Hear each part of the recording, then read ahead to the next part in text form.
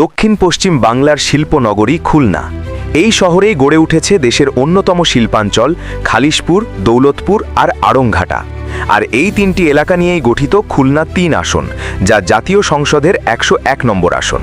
একসময় এই আসনে রাজনীতি জমে উঠত আওয়ামী লীগ আর বিএনপির কাঁধে কাঁধ মিলিয়ে লড়াইয়ে, কিন্তু এখন সেই চিত্রটা অনেকটাই বদলে গেছে। খুলনা ৩ আসনটি খুলনা সিটি কর্পোরেশনের ১ থেকে ১৫ নম্বর ওয়ার্ড এবং দিঘুলিয়া উপজেলার আড়ংঘাটা ও যোগীপোল ইউনিয়ন নিয়ে গঠিত।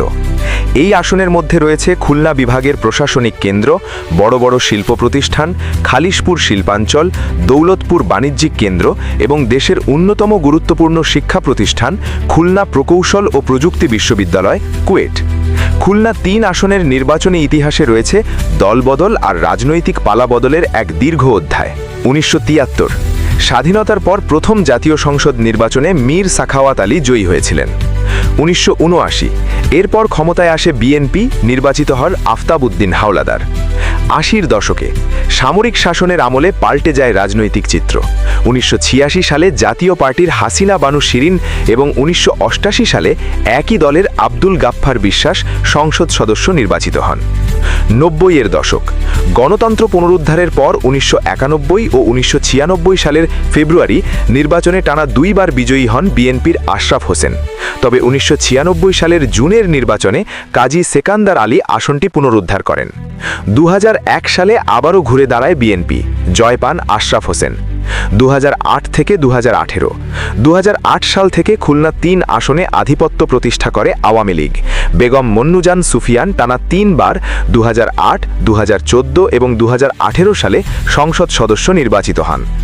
২০২৪ সাল সর্বশেষ ২০২৪ সালের নির্বাচনে এই আসন থেকে আওয়ামী লীগের এস.এম. কামাল হোসেন জয়ী হয়ে বর্তমানে সংসদ সদস্য হিসেবে দায়িত্ব পালন করছেন। বর্তমান নির্বাচনী প্রেক্ষাপট ও প্রার্থীগণ। এখানকার মানুষের বড় একটি অংশ শিল্পাঞ্চলের শ্রমিক, ক্ষুদ্র ব্যবসায়ী এবং সরকারি বেসরকারি চাকুরিজীবী। ফলে শ্রমিক কল্যাণ, বেকারত্ব এবং শিল্প কারখানার পুনর্জীবনী এই আসনের প্রধান ভোট ইস্যু। ২০২৬ সালের নির্বাচনকে সামনে রেখে ইতিমধ্যেই শুরু হয়েছে নীরব তৎপরতা। বিএনপির পক্ষে এখন পর্যন্ত একক প্রার্থী হিসেবে রয়েছেন কেন্দ্রীয় ছাত্র বিষয়ক সম্পাদক রকিবুল ইসলাম বকুল। তিনি সাবেক ছাত্রনেতা হিসেবে তরুণ ভোটারদের মাঝে বেশ জনপ্রিয়। তবে তার প্রতিদ্বন্দ্বী হিসেবে মাঠে আছেন সাবেক ছাত্রনেতা অধ্যাপক তারিকুল ইসলাম, যিনি স্থানীয় পর্যায়ে দীর্ঘদিন ধরে সক্রিয়। জামায়াতে ইসলামী। জামায়াতের একক প্রার্থী হিসেবে মাঠে রয়েছেন নগর জামায়াতের আমির ও নগর ছাত্র শিবিরের সাবেক সভাপতি অধ্যাপক মাহফুজুর রহমান। অন্যান্য বিএনপির সাবেক নেতা ও নগর বিএনপির সাবেক কোষাধ্যক্ষ আরিফ রহমান মিঠু এবার ন্যাশনাল সিটিজেন পার্টির এনসিপির ব্যানারে প্রতিদ্বন্দ্বিতা করতে পারেন বলে গুঞ্জন রয়েছে। এছাড়া সাবেক এমপি আব্দুল গাফফার বিশ্বাস, যিনি সম্প্রতি জাতীয় পার্টি থেকে পদত্যাগ করেছেন, তিনি হয়তো স্বতন্ত্র বা অন্য কোনো দলের প্রার্থী হিসেবে মাঠে নামতে পারেন। আর ইসলামী আন্দোলন বাংলাদেশের কেন্দ্রীয় নায়েবে আমির হাফেজ মাওলানা অধ্যাপক আব্দুল আউয়াল কৌশলে মাঠে প্রচারণা চালাচ্ছেন। ভোটের সমীকরণ ও স্থানীয় গুরুত্ব। খুলনা ৩ আসনে ভোটার সংখ্যা প্রায় ৪,২০,০০০। এর মধ্যে প্রায় ৪৫% শ্রমজীবী ও শিল্পাঞ্চল ভিত্তিক ভোটার। আওয়ামী লীগের সংগঠন ভিত্তিক ভোট ব্যাংক এখানে সব সময় শক্তিশালী ছিল, তবে বিএনপি জামায়াতের ভোটও এখানে উপেক্ষা করার মতো নয়। যদি বিএনপি, জামায়াত ও এনসিপি একে অপরের বিপরীতে লড়াই করে, তাহলে ভোটের ফলাফলের হিসাব যে কোনো প্রার্থীর জন্য জটিল হয়ে দাঁড়াবে।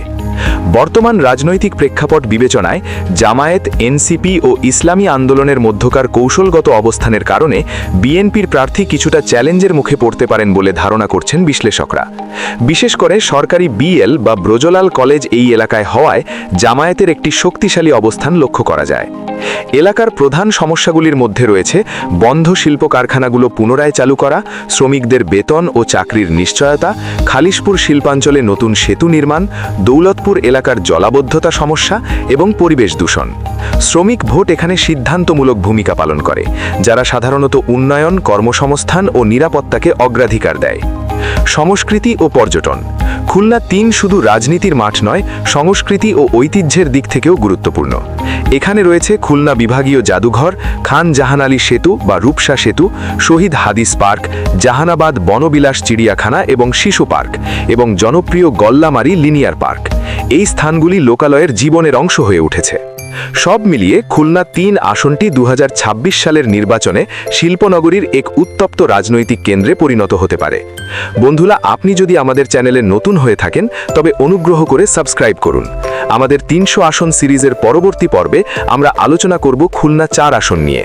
পরবর্তী ভিডিওটি সবার আগে পেতে আমাদের সাথেই থাকুন। ধন্যবাদ।